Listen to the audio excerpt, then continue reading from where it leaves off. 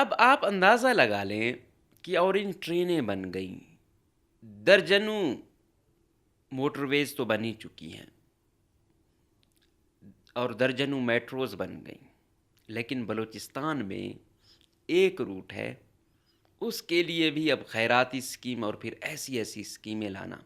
صوبائی P S D P کا تو تہس نہس ہے، ان لوگوں نے کیا ہوا ہے، اب کوئی نہیں ہٹا سکے گا اس کو جب تک یہ چین بنی ہوئی ہے، جب تک یہ مافیا سرگرم ہے۔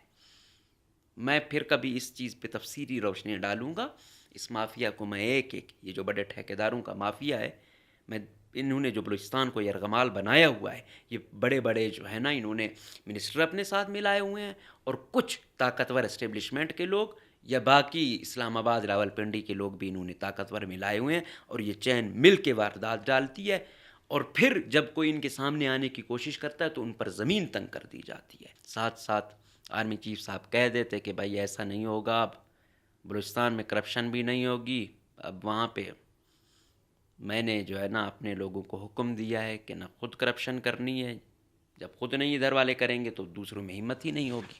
ایک دفعہ کسی نے مجھے کہا تھا کہ اگر سپوز کہ ایک sector commander I S I کا ہے بلوچستان، چلو بلوچستان میں ایک سیکٹر کمانڈر ہے آئی ڈبلیو کا، وہ آئے اور کہے کہ بھائی میں نے کرپشن کرنی ہے نہ کرنے دینی ہے، تو چیف جسٹس میں بھی ہمت نہیں ہے کہ وہ کچھ کر سکے۔ اور کوئی بھی ادارہ، بدقسمتی سے میں پہلے بھی کہتا ہوں کہ ہر ادارہ آپ دیکھو، آپ تھانے میں بھی جاتے ہو کہ یار مجھے انصاف ملے گا، یہ یہاں وہاں پہ جو حالات ہوتے ہیں انسان حیران ہو جاتا ہے کہ یار ہم یہ سوچتے ہیں کہ کہیں ناانصافی ہوگی، ہم تھانوں میں جائیں گی، وہاں کی صورتحال الگ، پھر ہم کہتے ہیں عدالت ہے، عدالت میں جاتے ہیں تو ادھر کی صورتحال الگ۔ تو ہر صورتحال اس طرح نہیں ہے جو کانسٹیٹیوشن کے مطابق ہو۔ مولانا ہدایت الرحمان صاحب، ان کی ٹیون بڑی سخت تھی اور بڑے عرصے بعد یہ دیکھنے میں آئی، اور پھر آرمی چیف کو ڈائریکٹ ٹارگٹ کر کے جو اس نے کہا کہ بھائی آپ کس تکبر میں ہو یا آپ کس صورتحال میں ایسے بیانات دے رہے ہو، تو میں نے کہا لگتا ہے مولانا صاحب کافی عرصے سے ان پر کوئی کیس میس نہیں بنا، اب دوبارہ وہ مثقال دے رہے ہیں تکالیف کو، کیا آواز ہے۔ پھر اس نے کہا کہ کل بھوشن یادو، پھر وہ جو آئے تھے ان کے ابھینندن، ان کو تو آپ بڑا پروٹوکول دیتے ہو، چھوڑ بھی دیا، ریمنڈ ڈیوس کو آپ نے چھوڑ دیا، ادھر تو آپ لوگوں کی بڑی وہ ہوئی، اور یہاں معصوم لوگوں پر آپ زیادہ کریک ڈاؤن کر رہے ہیں۔ باقی جو اسٹیبلشمنٹ چاہ رہی ہے، مین جو قیادت ہے بڑی بڑی بی ایل اے کی، بی ایل ایف کی، ان کو کسی طرح نشانہ بنائے تاکہ وہ کیا کہتے ہیں سائیکالوجیکل طور پر ان پر وہ بڑا اٹیک ہو، اور وہ نیچے نہ زیادہ نفری وہ کر پائے، نہ ان کے پاس قیادت ہو۔ اور یہ یاد رکھا جائے قیادت مین ہوتی ہے، اور قیادت اگر چلی جائے تو پھر نیچے والے بکھر کے رہ جاتے ہیں، وہ چاہے لاکھوں میں ہی کیوں نہ ہو۔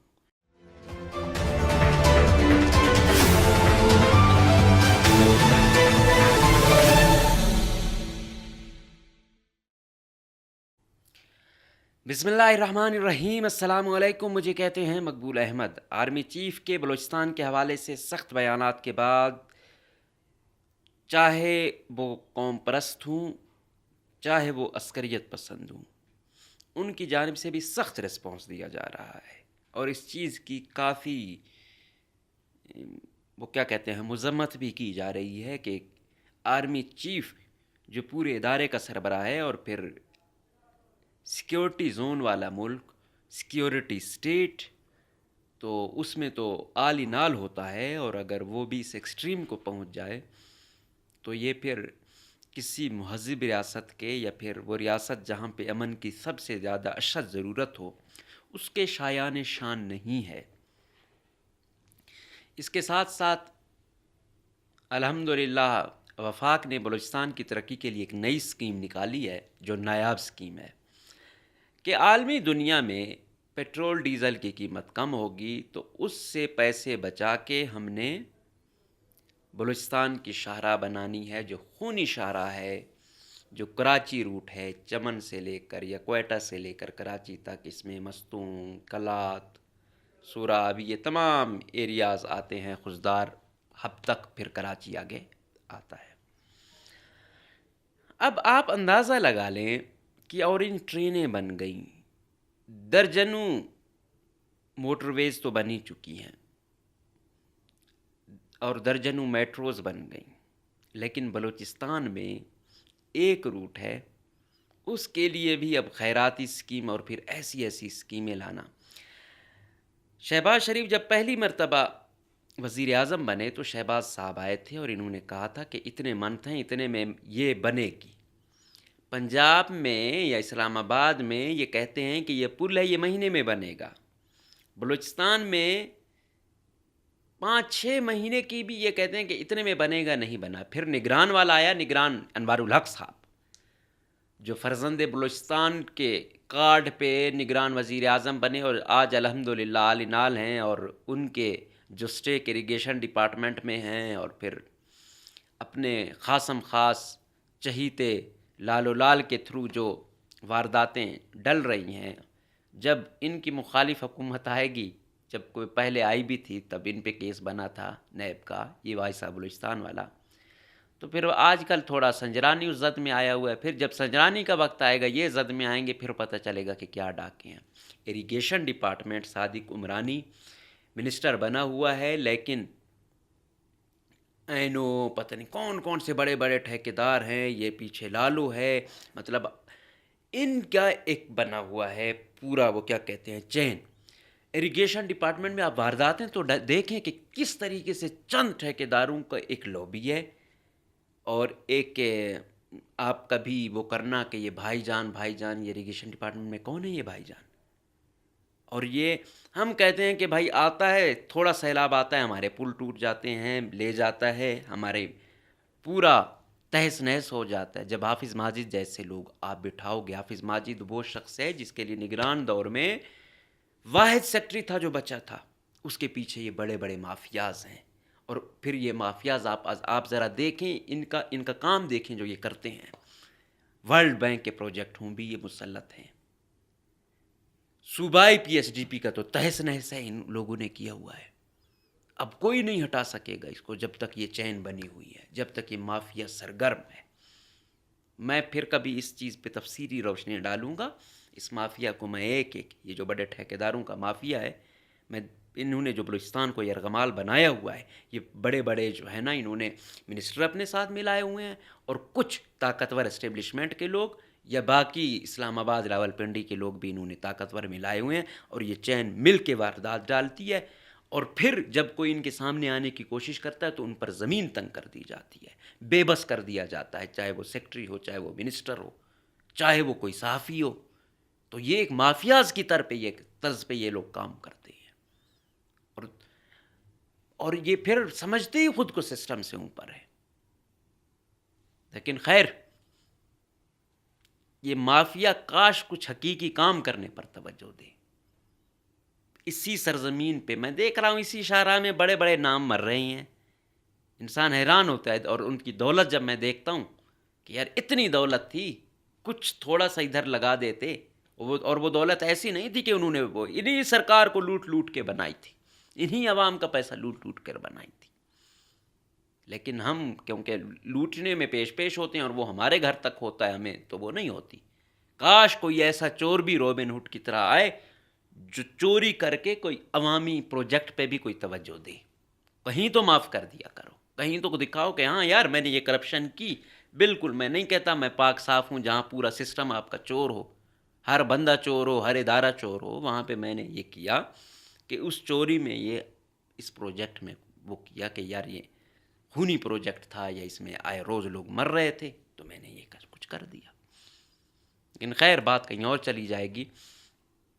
آرمی چیف صاحب نے تقریر کی، اور میرے خیال میں جب سے میں نے ہوش سنبھالا ہے، پرویز مشرف سے بھی سخت تقریر تھی، اس کو وہ بھی بڑی سخت سٹیٹمنٹس دیتا تھا، لیکن موجودہ والے نے تو حد ہی کراس کر دی۔ اور پھر ان کی آنکھوں میں جو میں غصہ دیکھ رہا تھا کہ بس ان کا تو بس چلے، جو 1500 کا وہ کر رہے ہیں، یہ تو ادھر ادھر زیادہ مصروف ہیں، اگر یہ توجہ دیں تو وہ شاید 1500 ماریں اور پھر اس کے بعد ہی جائیں دوبارہ اپنی پوزیشن سنبھال لیں، اور پھر کاش 10 نسلیں بھی آپ کی وہ نہیں کر پائیں گی۔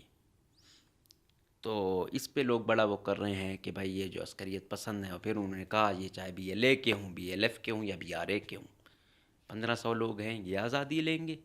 آپ کا ہو ہی نہیں سکتا۔ اور جو ہے نا بلوچستان پاکستان کی قسمت ہے، ماتھے کا جھومر ہے، کسی بھی صورت ایسا ہو نہیں سکتا کہ یہ لے کے چلے جائیں۔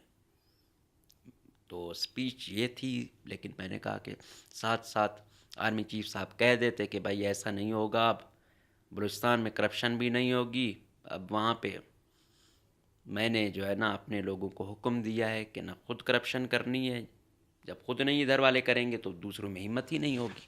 ایک دفعہ کسی نے مجھے کہا تھا کہ اگر سپوز کہ ایک سیکٹر کمانڈر ISI کا ہے بلوچستان، چلو بلوچستان میں ایک سیکٹر کمانڈر ہے IW کا، وہ آئے اور کہے کہ بھائی میں نے کرپشن کرنی ہے نہ کرنے دینی ہے، تو چیف جسٹس میں بھی ہمت نہیں ہے کہ وہ کچھ کر سکے، اور یہ بات حقیقت بھی ہے۔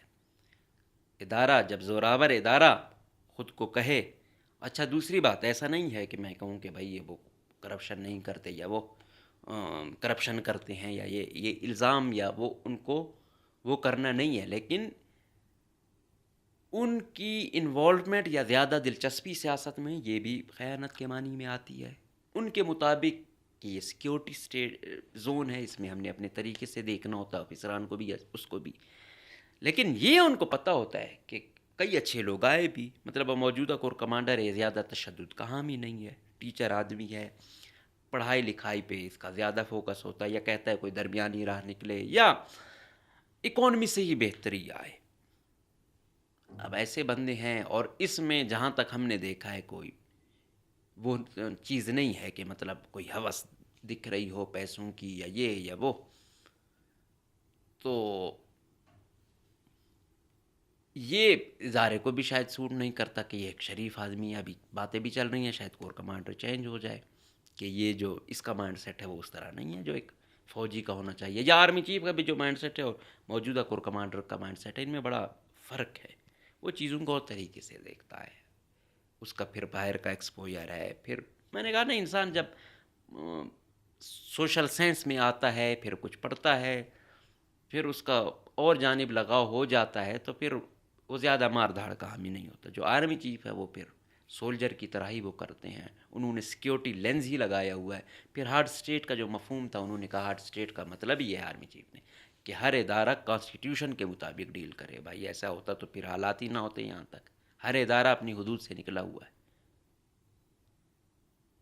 آج نوبت یہاں تک آ گئی ہے، کوئی بھی ادارہ بدقسمتی سے، میں پہلے بھی کہتا ہوں کہ ہر ادارہ آپ دیکھو، آپ تھانے میں بھی جاتے ہو کہ یار مجھے انصاف ملے گا، یہ یہاں وہاں پہ جو حالات ہوتے ہیں انسان حیران ہو جاتا ہے کہ یار ہم یہ سوچتے ہیں کہ کہیں ناانصافی ہوگی، ہم تھانوں میں جائیں گی، وہاں کی صورتحال الگ، پھر ہم کہتے ہیں عدالت ہے، عدالت میں جاتے ہیں تو ادھر کی صورتحال الگ۔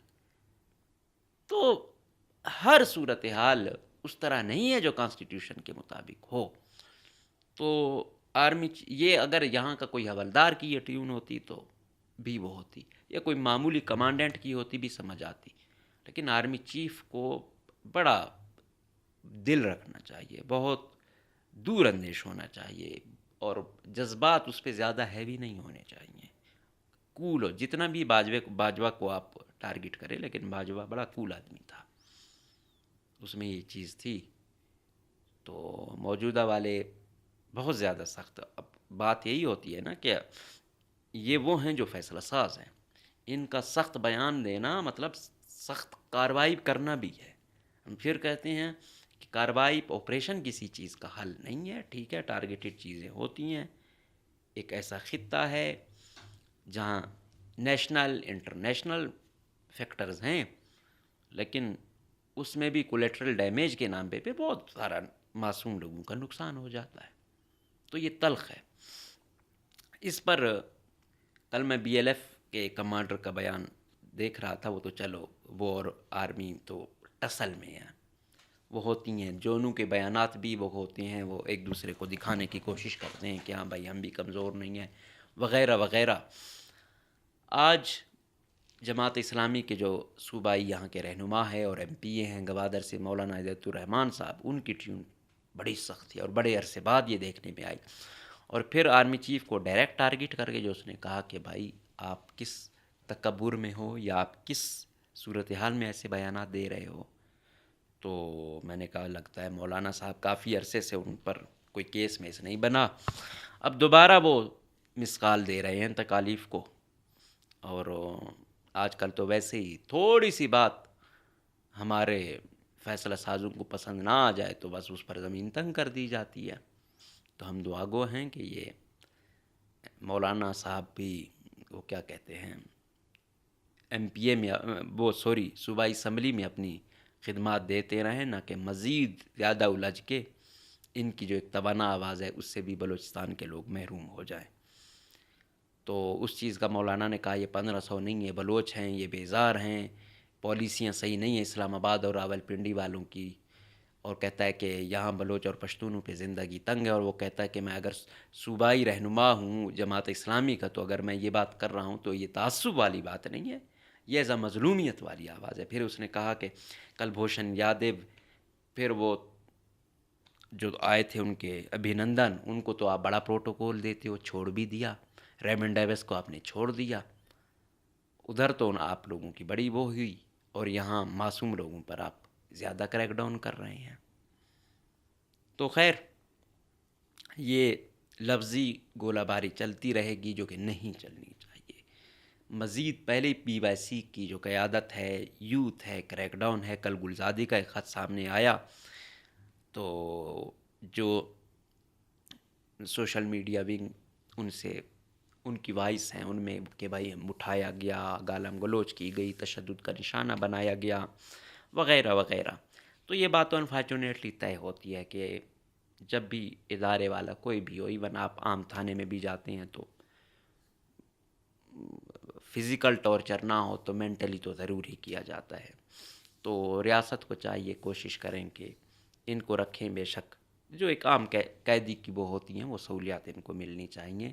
سیاسی لوگ ہیں، ابھی بچے ہیں، ابھی جذباتی بھی ہیں، تو فزیکل ٹارچر نہیں ہونا چاہیے. یہ مزید نفرتیں بڑھائے گا، کم نہیں کرے گا. اور ان کے پھر ایسے آرگومنٹ آنا، پھر ایسی چیزیں آنا، یہ مزید لوگوں کو تھوڑا سا انتشار کی جانب لے کے جاتا ہے. اور پھر خواتین ہوں تو وہ اور زیادہ چیزیں پیچیدہ ہو جاتی ہیں. اور تیسرا میں نے کہا جو بیانات دیے گئے تو دکھ نہیں رہا تھا کہ یہ بی وائی سی والوں کے لیے کوئی چیزیں اتنی ایزی ہوں. اس حوالے سے ایک چیزیں چل رہی تھیں کہ کیا بلوچستان میں بڑا آپریشن ہوگا. کل طلال چودھری صاحب فرما رہے تھے کہ ٹارگیٹڈ چیزیں ہیں لیکن ایسا کوئی بڑا وہ دکھنے میں نہیں آ رہا. لیکن جو ساز و سامان جا رہا ہے، جو صورتحال ہے اس میں دکھ نہیں رہا کہ یہ ٹارگیٹڈ چیزیں ہوں گی. ایک میگا کارروائی ضرور ہوگی. اب لیٹسی آگے کیا ہوتا ہے، کیونکہ اب جو اتنی نفری آئی ہے وہ ایسے تو نہیں آئی کہ وہ ایسے بیٹھے اور چلی جائے. ایک اور چیز بھی چل رہی ہے. اب بی ایل اے آزاد اور B L A Majeed brigade group, B L A Azad جو مبینہ طور پر ہربیار مری کا گروپ ہے وہ دوبارہ ریوائیو کر رہا ہے. اور B L A Majeed brigade جو بشیر زیب والا گروپ ہے یہ دوبارہ ایک دوسرے کے وہ کہتے ہیں کہ یہ ہمارے ہی نکالے ہوئے کمانڈر ہیں، بشیر زیب، اسلم بلوچ وغیرہ. تو ٹسل چل رہی ہے. اب بہت ساری ایسے بھی ہوا ہے کہ لوگ ایک دوسرے کے اس میں مرے ہیں، عسکریت پسند آپس کی کارروائی میں بھی مرے ہیں. تو ایسا نہیں کہ وہ فوج کی طرف سے ہی ہر وقت مارے گئے ہوں، تو ان کی اپنی بھی بڑی ٹسل چلتی ہے. تو اب ہربیار مری گروپ کا دوبارہ ریوائیو کرنا، ایکٹیو ہونا دوبارہ بڑا پیچیدہ کر رہا ہے چیزوں کو بھی. تو شاید ریاست کے لیے تو مسئلے ہوں لیکن مجید بریگیڈ کے لیے بھی وہ ہوں. اور وہ کہہ رہے ہیں کہ وہ ہم سے نکلی ہے، یہ مجید بریگیڈ جو ہے یہ بھی ہمارا ہی وہ ہے، سب سے پہلا خودکش تو ہم نے کیا تھا، تو انہوں نے نام بھی ہمارا رکھا ہوا ہے وغیرہ وغیرہ جو ان کی چیزیں ہیں. تو شاید آگے ان کی آپس میں بھی آپ کو ٹسل دیکھنے کو ملے. اس کے ساتھ ساتھ باقی جو اسٹیبلشمنٹ چاہ رہی ہے، مین جو قیادت ہے بڑی بڑی بی ایل اے کی، بی ایل ایف کی، ان کو کسی طرح نشانہ بنائے تاکہ وہ کیا کہتے ہیں سائیکالوجیکل طور پر ان پر وہ بڑا اٹیک ہو اور وہ نیچے نہ زیادہ نفری وہ کر پائے، نہ ان کے پاس قیادت ہو. اور یہ یاد رکھا جائے قیادت مین ہوتی ہے، اور قیادت اگر چلی جائے تو پھر نیچے والے بکھر کے رہ جاتے ہیں، وہ چاہے لاکھوں میں ہی کیوں نہ ہو. تو ایسا نہیں ہے کہ ریاست کے لیے چیزیں ہیں تو ادھر سے بھی یہ لے والے یا وہ دوسرے، وہ تو دونوں ایک دوسرے کی تاپ میں ضرور ہیں۔ تیسرا، بی ایل اے کی کارروائیاں آپ دیکھ رہے ہوں گے کم ہوئی ہیں۔ ایک تو وجہ یہ تھی کہ اختر مینگل کا دھرنا تھا تو وہ نہیں کر رہے تھے۔ دوسری، اب کارروائیوں میں اب کچھ کہہ رہے تھے کہ بی وائی سی کی قیادت کے ان کے جیل میں ہے تو وہ شاید کارروائیاں نہ کریں اور تاکہ ان کے لیے مسئلے نہ ہوں۔ تو پھر عسکریت پسندوں کی یہ اسٹریٹجی نہیں ہوتی، ان پہ بڑا پریشر ہوتا ہے۔ مطلب بشیر زیب کا بھائی ظہیر زیب مہینوں سے لاپتہ ہے، لیکن اس کے بعد کچھ دن شاید رکی، لیکن کارروائیاں دوبارہ اس سے زیادہ بڑھ گئیں۔ اس وقت قیادت پہ زیادہ بوجھ بھی ہوتا ہے جب اس کا اپنا آس پاس کا کوئی لاپتہ ہو، کہ ہاں جب دوسروں کے لاپتہ ہوتے تھے تب تو آپ کارروائی نہیں کرتے تھے، ابھی آپ کا ہوا ہے تو آپ کارروائی نہیں روکتے تھے، اور اب آپ کا وہ ہوا ہے تو آپ روک رہے ہیں یا وغیرہ وغیرہ۔ تو انہوں نے یہ چیز بھی پروو کرنی ہوتی ہے۔ تو ابھی یہ کیونکہ موسم بہتر ہے، اور یہ جو موسم اگر آپ دیکھیں مئی، جون، جولائی، اگست، یہ 3-4 مہینوں میں یہ ہر حوالے سے، چاہے احتجاج کا حوالہ ہو چاہے عسکریت پسندوں کی وہ ہوں، تو اس بیلٹ میں ان کے لیے اچھا موسم ہوتا ہے کارروائیوں کے لیے۔ تو ان کی کوشش ہوتی ہے کہ زیادہ سے زیادہ وہ کی جائیں کارروائیاں وغیرہ۔ تو دوسری جانب جو سیکیورٹی فورسز ہیں وہ بھی کوشش کر رہی ہیں کہ زیادہ سے زیادہ اپنی پکٹیں ان مقامات پر لگائیں جہاں سے اندیشہ ہے کسی بھی حوالے سے۔ تو دعا گو ہیں کہ صورتحال مزید گمبھیر نہ ہو، لیکن درمیان میں کوئی کردار نہ عدالت ادا کر رہی ہے نہ سیاسی لوگ ادا کر رہے ہیں، بندوق کے مقابلے میں بندوق ہی نظر آ رہی ہے۔ یہ رہا ایک موضوع سیکیورٹی ایشو۔ اب دوسرے پہ آتے ہیں کہ بلوچستان میں یہ حالات ہیں، بہت سارے فیکٹر ہیں، بعد میں وہ کہتے ہیں کہ ہاں بھائی ہم نے دھیان نہیں دیا، اس وجہ سے یہ صورتحال یہاں تک آ پہنچی۔ اب وہ اسکیم لائے ہیں کہ بھائی اب ہم بلوچستان کو آباد کریں گے، اور وہ کیسے کریں گے؟ وہ کہہ رہے ہیں عالمی مارکیٹ میں پیٹرول یا ڈیزل کی قیمتیں ہوئی ہیں کم، تو اب اس کا فائدہ اٹھا کے ہم یہاں پہ کم نہیں کریں گے، جو ہیں انہیں کو چلائیں گے، لیکن وہ جو پیسہ آئے گا وہ ہم لگائیں گے اس روٹ پہ، یہ کراچی والا روٹ جو ہے جس کو خونی شاہراہ کہا جاتا ہے۔ اور وہ کہہ رہے تھے پہلے اس پہ پتہ نہیں کتنی بلینس تھے، اب اس کو ہم نے مزید بڑھا دیا ہے، اور ہماری کوشش ہے کہ 1-2 میں یہ ہو۔ پہلے انہوں نے کہا تھا 3-4 مہینوں میں، 6 میں کریں گے، لیکن وہ نہیں ہو سکا۔ اب کہہ رہے ہیں 2، چلو یہ آپ 10 سال میں کرو تو صحیح، لیکن یہ جو رکھی جا رہی ہے یہ رقم، مطلب کل مارکیٹ میں فلیکچویٹ کرتی ہے، مارکیٹ قیمتیں بڑھ جاتی ہیں، تو کیا جو یہاں کے لیے رکھا تھا وہ دوبارہ ادھر دے دیا جائے گا؟ مطلب یہ تو کوئی اسکیم ہی نہیں ہوئی ہے نا۔ پچھلے دنوں میں دیکھ رہا تھا کہ ایکنک کی میٹنگ ہوئی ہے کہ بننی تھی کراچی میں موٹر وے، کا نہیں ہے، اب پنجاب میں بنے گی، وہ والا ایکنک نے کینسل کر دیا۔ تو جب حجم ہی زیادہ ہے ایک صوبے کا یا دوسرے کا، وہاں چھوٹے صوبے والے بیچارے کہاں جائیں؟ ان کا کوئی ایک ریپریزنٹیٹیو ہو یا نہ ہو، اگر ہے بھی تو ان کی کاؤنٹنگ کیا میٹر کرے گی؟ اور اوپر سے پھر ایسی فارم 47 والی نمائندگی جائے تو وہ تو ہے ہی، اس کو جو حکم دیا جائے گا وہ کرے گا۔ آپ کبھی جا کے ان کی دیکھ تو لینا صورتحال یہ کیا کرتے ہیں۔ ایسا دکھتا ہی نہیں ہے کہ یار یہ ہمارے نمائندے ہیں گئے ہوئے ہیں۔ وہ شاید اسلام آباد والا تھوڑا بہت سوچ لیتا ہے کہ یار چلو کسی حوالے سے یا حالات یا یہ یا وہ، ان کو سروکار ہی نہیں ہوتا، ان کو صرف اپنی پرسنٹیج سے لگاؤ ہے کہ بس ہمیں وہ ملے، ہمیں اور کوئی سروکار نہیں ہے۔ جیسے روڈ بنتے ہیں، جیسے لوگ مرتے ہیں، ہم نے تو ہیلی پہ جانا ہے، یا ہم نے جہاز پہ جانا ہے، یا ہم جائیں گے پروٹوکول میں جائیں گے، تو ہمیں مسئلہ نہیں ہے۔ تو یہ خوش آئند ہے۔ کل میں دیکھ رہا تھا کہ اس چیز کو وزیر اعلیٰ صاحب تھے، اور پچھلے وزیر اعلیٰ جام کمال تھے، خالد مگسی تھے، تینوں کو شاید حکم ملا جاؤ پریس کانفرنس کرو، اور کر رہے تھے، اور پھر ایسے بڑھا چڑھا کے پیش کر رہے تھے کہ جیسے بلوچستان میں ہر سہولت دے رکھی ہو موصوفان صاحبان نے، اور خاندان در خاندان مستفید ہو رہے ہیں، اور پھر بلوچستان میں باقی ہر سہولت ہے، صرف یہ پاگل، یہ بیوقوف عوام ایسے اٹھی ہوئی ہے اور یہ کر رہے ہیں، اور پھر ان کے ساتھ اہنی ہاتھوں سے نمٹیں گے، فلاں کریں گے فلاں کریں گے۔ بھائی کر دیں، آپ اٹھائیں، آپ زوراور لوگ ہیں، سب کچھ کر سکتے ہیں، لیکن حقیقت بھی کچھ پیش کریں کہ آپ کے پاس 1 میٹر موٹر وے نہیں ہے، آپ کے پاس آپ کا دارالحکومت 3rd درجے کا دارالحکومت ہے، آپ کے بیوروکریسی میں 3% ایماندار لوگ پوزیشنوں پہ براجمان نہیں ہیں، میرٹ کی بدحالی انتہا پہ ہے، قیادت جو ہے ساری وزیر اعلیٰ کے ساتھ جو کیبنٹ میں ہے اکا دکا کے علاوہ وہ اس کی پاؤں کھینچنے کے چکر میں ہے. تو کیا بات کرتے ہیں آپ؟ نہ کچھ دکھ رہا ہے، نہ کچھ ہے، نہ کوئی امید جگائی جاتی ہے، بارڈر بند ہیں. سختیاں سخت کر دینے سے مسئلے حل نہیں ہو جاتے. آپ مارکیٹ میں اتنے مواقع پیدا کر دیں کہ لوگوں کو دوسری جانب سوچنے کا موقع ہی نہ ملے. جابز ہیں، ان کا سلسلہ رکا ہوا ہے. تو بہت بڑے اسٹیپ لینے ہیں. یہ صرف باتوں سے زبانی جمع خرچ سے مزید کچھ نہیں چلنا. طاقت کے زور پہ بھی حالات خراب ہوں گے، بہتر نہیں ہوں گے. تو بہتر یہی ہے کہ انویسٹمنٹ لائیں. بے شک اچھا بھی وہ ہوتا ہے، ہم چاہتے ہیں پورا ملک ترقی کرے، لیکن کم سے کم جہاں سے کچھ نکل رہا ہے پہلے ان کو تو کچھ بہتر کرو تاکہ وہاں سے امن کے ساتھ کچھ نکال سکو. اگر آپ ان کو خوشحال نہیں کریں گے تو آپ وہ چیز کراچی تک لے جاؤ گے، لاہور تک لے جاؤ گے، وہ اتنا ایزی نہیں ہوگا. اور بلوچستان میں انسرجنسی کسی نہ کسی مد میں چلتی رہنی ہے. مکمل خاتمہ نہیں ہو سکتا، کیونکہ خطہ جغرافیہ آپ کے سامنے ہے، پھر گلے شکوے آپ کے سامنے ہیں. ہاں، اس کو کم کیا جا سکتا ہے، وہ بھی طریقے سے، پلاننگ سے.